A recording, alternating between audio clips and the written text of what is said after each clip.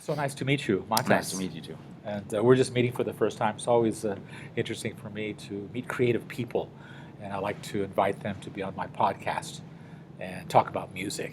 All right. So we talked a little bit. We exchanged a few messages on Facebook, and you seemed like you might be interested in taking part in such a show. Yeah, it sounds. Music means a lot to you. Yeah, it does actually. So yeah, I try to communicate more and more with people on Facebook, just to build networks and meet interesting people all around Bangkok. And when once you said that you do podcast, I was curious to see and listen, and I really like the way that you do it. And then I thought, well, yeah, I would like to be part of it as well. Want to try it out because I've never done it before. Even though I have some friends who does that, and but I never took part in it. So, and as you mentioned, music is a big part of my life. It's a lot of inspiration. I grew up with music.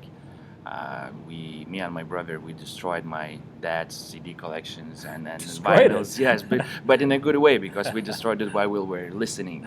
So we just you wore them out. Yeah, exactly. We wore them out, and so I grew up with that. I use it for my creative work as an inspiration. It helps me to build characters, and it helps me to do a lot of different things. Okay. So. Yeah. Briefly, we talked before about you being an actor, and we're going to talk a little bit more about that. Right now, let's start off. Let's kick off with this section of the show with one of those CDs that you played so much that maybe you broke of your dad's or something like that. Was there any particular album, CD, artist that you played? There are quite a few, but I know that Eric Clapton was one of them, and the CD had his picture with a black leather jacket or something like that. So I know because of the story, I was so small, maybe 3 years old, but I was listening constantly. So basically, and scratched it eventually, So that was one of them. And another one was like me and my brother really listened to Deep Purple a lot and Smoke on the Waters, So at that moment when we were listening it at home, it was a mayhem, what the things that we did. That fit. Yes, your soundtrack. Exactly. That was our destroying science. your exactly. Your dad's CDs. Not even CDs, everything. Everything. Furniture, home, not to mention fires on the tables and stuff like that. So I think I recall my childhood as. Everyone's childhood is very unique, but my childhood, I think it has special touch for me because, well, I was born still in USSR, and we broke free in 1991. I was born in 1987. And through that time, my hometown and the whole Lithuania was pretty gray, a lot of things were happening, a lot of bad things were happening, a lot of changes upcoming. And, I was a kid in there, and that environment shaped me. But my dad used to go abroad quite often. He managed to go abroad. He used to go to Germany a lot, and that's how he gathered his CD collection. So I had different influence, and none of the kids from my kindergarten, like primary school, they never knew what I'm doing, Right. what I'm listening to and what I'm growing up with. So it changed me. I was shaping myself basically outside of what was happening in the world, like in my city, in my hometown, influenced by these by rock music, By the music, like everything from Bob Dylan, Eric Clapton, everything my dad liked, Beatles, Led Zeppelin, Doors, again, like Pink Floyd. Everything shaped me, into who I am, and sometimes it was difficult to fit in because, I grew up with different imagination, different things happening in my head, and as I said, I didn't understand the lyrics, so I had to imagine it myself. I don't know, it's the way my head works, imagination probably. I just built something in there, and that's what drives me, and I would like to link it and relate it to my creative work. It's like building a character. There are many layers of things you need to do. Let's talk about that now. Your acting career. Yeah. So basically, I never thought I'm gonna be an actor.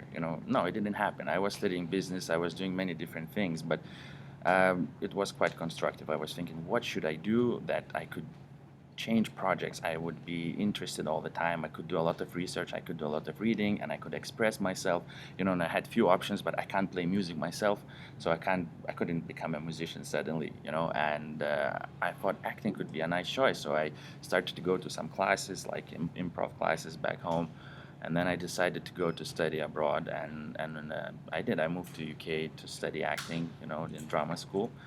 And another funny thing about that is that I chose university in Cambridge because to two main guys from Pink Floyd were studying there, not because the program was interesting, but when I was reading the history about that particular school was that Sid Barrett and Gilmour was studying there. Of course, they were David studying Gilmour. architecture or something, Right.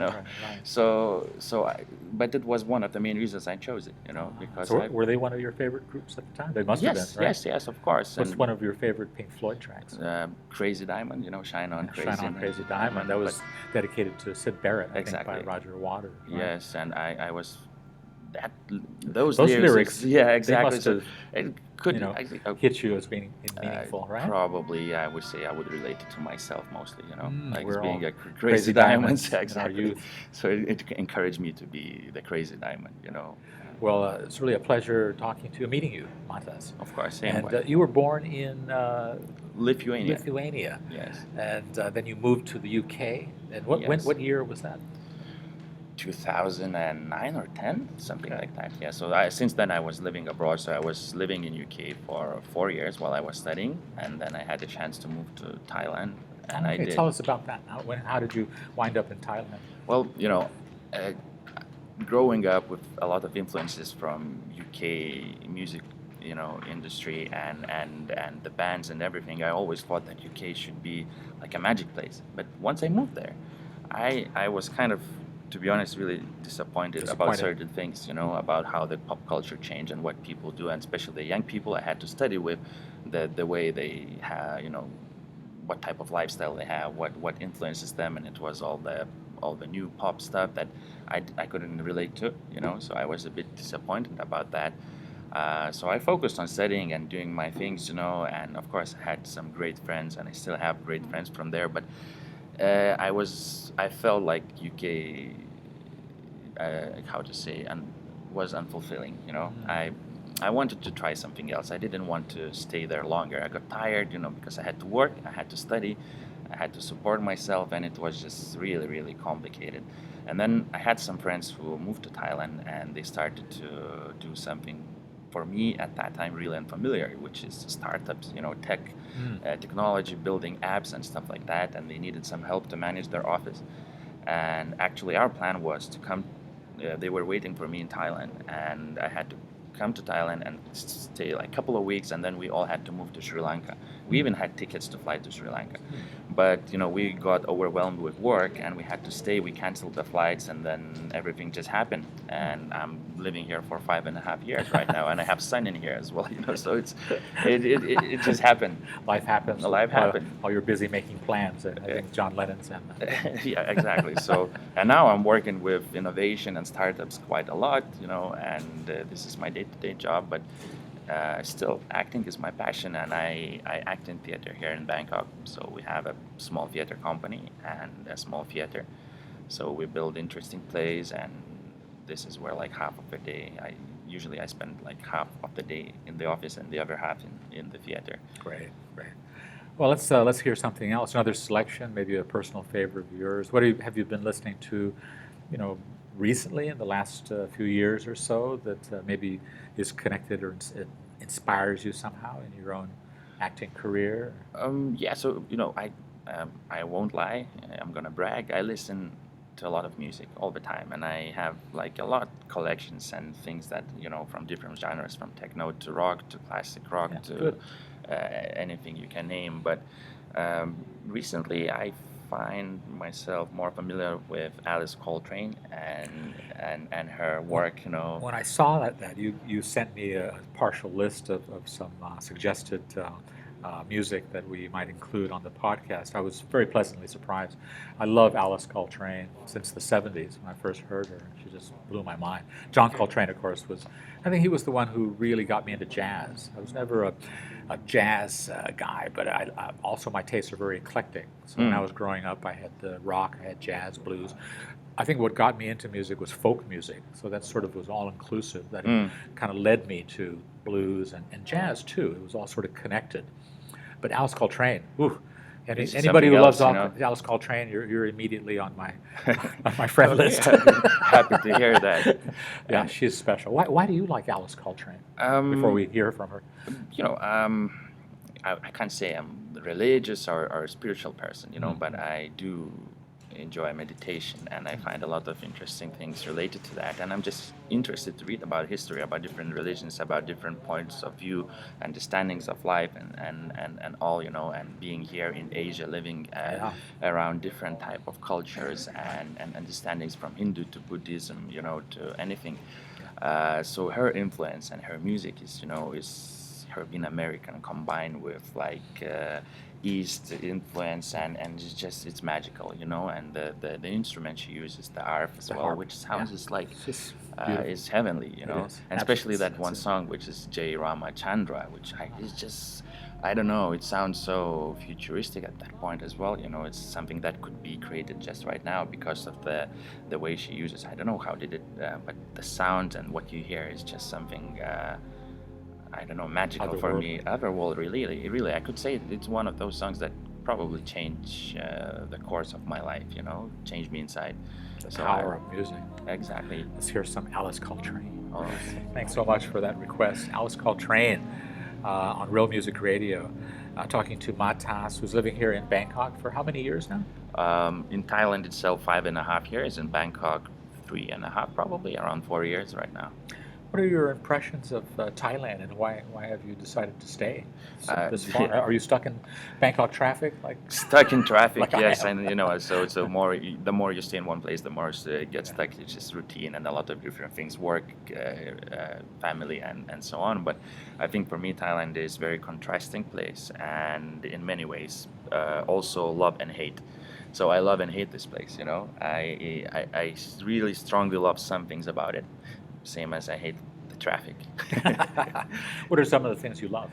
On a positive note, people in general, and their view in life, and I think it is influenced a lot by being a Buddhist country, and about the nature that they have, and about the countryside that they have. The agriculture history, about rice, and simple things like that, and people are very open and friendly everywhere you go, and it's just that when I first landed to Bangkok and I took the SkyTrain from Suvarnabhumi airport to go to the city center, and I just came from Cambridge, which is a small town, and which is academic town, and you have a lot of wise and interesting people living in there. But I never felt that safe being back in UK like I felt in here, in the remote country, which, first time in Asia, I came into the train, people were just quiet and nice, and they just were with themselves, and no one just, I never felt like it before, so that was very strange, and it's very addictive, that feeling. So people in general, of course, food is another big part, the cuisine is awesome, and you can reach many interesting and nice places like within an hour's of flight, and you have mountains in the north, you have beaches in the south, and also nice places in the east, so it's very diverse and interesting country. How about your acting career? Yes, so acting career, I'm currently involved in Culture Collective Studio, which is a theater here in Bangkok. It's in Chatrium building complex by Riverside. Okay. So we have a theater in there, and we have a great acting company. So we have few very talented people. Any projects coming up? Yes, so starting from the beginning of next year, January and February, we're building a few plays, and at the end of January, we're going to have Streetcar Named Desire, so American classics. Are you going to play in that? Yes, I'm going to be taking the part of Mitch. Mitch is the friend of the main guy, of Stanley. Stanley. Yes, so Stanley is the one who says, Stella, but Stella! Mitch is a friend who's in love with Blanche, but because of circumstances and what's happening and the age and the times of the culture and everything, it's just complicated. So it's a clash of, I would say, what we are building, a clash of 4 different damaged souls, in one room. To try to come to that for sure. Let me ask you about some of your favorite movies and actors. Now that we mentioned Streetcar Named Desire, Marlon Brando. What are some of the actors and movies that have inspired you? I can't be too original with that. I really like pop culture films. The big films that we can see right now. Like I like Tarantino films. It's something. What do you think of Once Upon a Time in Hollywood? I really enjoyed it. I enjoyed it. I went to see it with my sister. And through that weekend, first we went to see the Joker one night, and the other one we went to see. Joaquin Phoenix is something else too. Exactly. Right? So he's one of my favorite powerful, actors. You know, yeah. he's powerful. You know, and it's plenty things to learn from him. So I would definitely say he's one of my all-time favorite. Do you think the character Joaquin Phoenix played, the Joker, he really did, this really was sort of a stretch from the original DC comics. I think they really took it to another level completely. But do you think his character represented someone who was disenchanted with the status quo, the way the media, everything was up to the media, is like social networks, how many likes do you have, how many people recognize you? Is it about getting attention? That last scene where he kills the guy, and then he realizes that he's become this superstar. Is that what everybody wants? Do you think that that hunger for attention does he represent that? I think that is just the outcome. I think the real problem is happening way before that. Is that people are just being neglected. So we don't see each other. We don't talk to each other the way that maybe generations behind us did. My son's generation is going to live in an absolutely different world, so I don't know what challenges they're going to have. My generation was in between of changes, and technology and still classic. So there's a lot of different clashes, and technology moves so fast. So I think that the attention and likes and everything, it just comes after. The first thing is that people are scared to know themselves, know life, talk to each other, and they get very superficial and quick responses through social media, and it's like a drug. You post something, you get appreciation, you feel better. So nobody really knows each other, you think? Was that the question? What was, I was trying to think, what is I would say that maybe people... What was the message of that? If related to the film, is that probably that, we don't see other people's problems, and now we got more and more attention for depression, for other psychological issues and stuff like that, but before that it was a taboo to talk. People don't talk about it. They feel they keep it inside, especially men. They don't want to talk about feelings. They don't want to talk about what's bothering them, what's happening in the world. And political correctness is also part of that. People are scared to say something because you will always get one side offended. There's no way you can't offend anyone unless you keep silent. What do you think about that being PC, politically correct? I would rather be political correct about that. I don't want to say, but it's just no. So for me, it's Don't worry. No censorship here. Do you think that's become a little bit over? We talk about being overrated. This everything has to. You have to be so afraid now not to offend anyone. Yes, I think it's bullshit. And if I can say that, it's bullshit. You're afraid to even give a woman a compliment because it might sound sexist. Yes, exactly. We should hear some more music. Okay. Matas. And then I'll ask you to do a little promo for the podcast. It's really fun talking to you. We're getting deeper into some interesting subjects now, current affairs.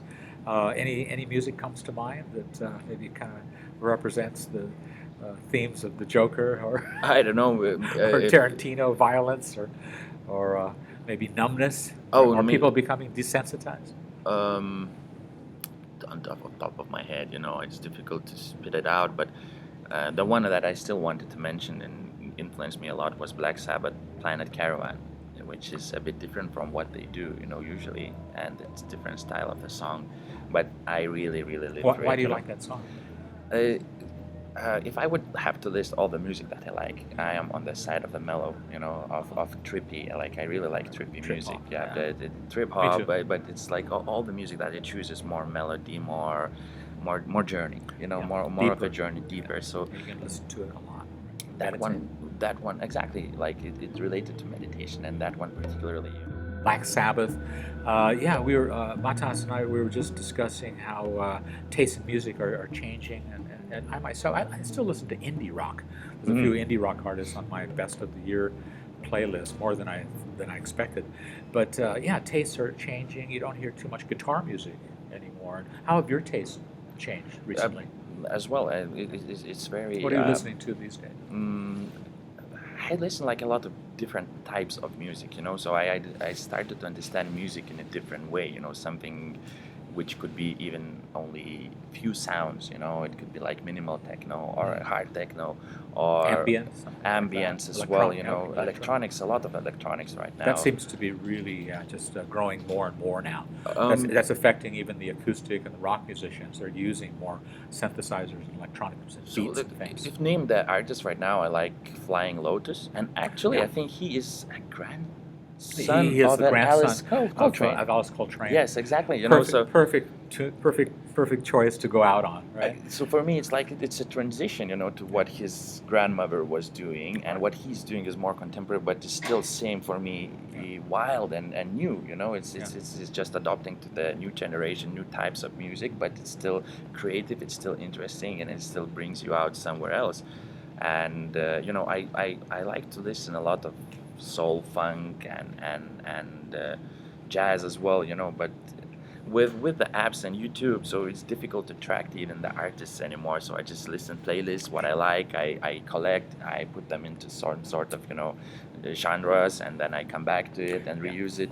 But it's just abundance, it's so easy to access that music. Right. Sometimes you don't appreciate it that much anymore. So I just dig deeper. I try to find new tracks all the time, different genres. But I come back to techno and minimal techno right now quite often, electronic music.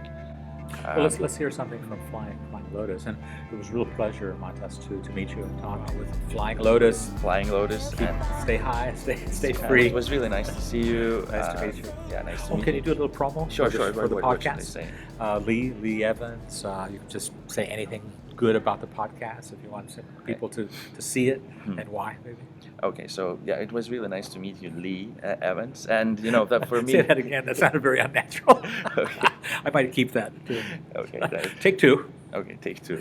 So it was a pleasure to be here today, and I think this is a good example of how different mediums and forms of art, even I would say podcasting and radio shows is a form of art of spreading information, same as acting, music, everything is combined, it's related.